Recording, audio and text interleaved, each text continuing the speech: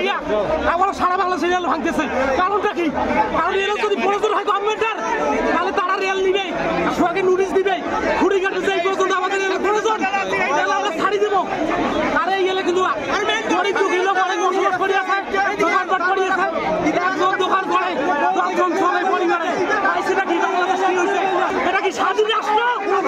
এটা কি এই জন্য বাংলাদেশ স্বাধীন হয়েছে? এইরকম অন্যায় করে আমরা মানব না।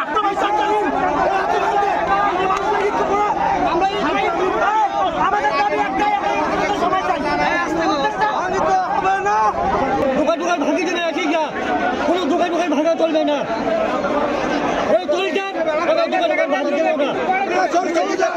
দোকান দিছে, কোটি কোটি টাকা বাকি দিছে, একটা সামনে দিয়ে যাচ্ছে পুরা হাতিবান্ধা থানা যেহেতু আছে, থানায় আগে অপারেশন করুক।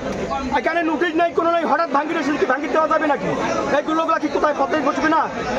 আর সাধারণ দোকান ভাঙিতে কোথার মেয়ে এমপির বাড়িতে পুরাই দখল ধরিয়েছে এলার জায়গা, ওইখানে ভাঙুক থাকি আগে কেমন করে ভাঙে। আমার কাগজপত্র নাই, ওখানে রাইট আছে, খাজনা অল্প কিছু বাদ দিয়েছে, সেই টাকাটা ওরা নেয় না। এই জন্য আমরা তো বৈধভাবে আছি, আমরা তো অবৈধ নই।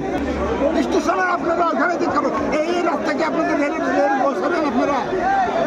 এই যে আমাদের যে বাড়িঘর ভাঙ্গা এই সময়ের মধ্যে আমরা এমন এক জিনিস করিয়েছি, আল্লাহ ছাড়া আমাদের পৃথিবীতে কেউ নাই। আমাদের সামনে ঈদ একটা আছে, একটা বাচ্চা কাচ্চাকে বড় করবো, আর এর মধ্যে অত্যাচার আর একেবারে করবো। এটা কি এটা খবর নয়, করা তো উচিত না, এটা আল্লাহ সহ্য করবে না।